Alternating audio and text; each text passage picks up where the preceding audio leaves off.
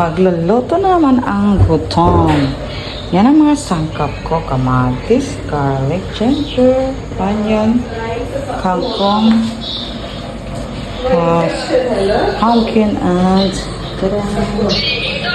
yay! Gutom ako kaya why not? Magluto tayo. Eh di gisa-gisa muna tayo ng onion at garlic. Diretso na natin yung kamatis sa kalabasa. Wala na, diretso na to kasi gutom ako.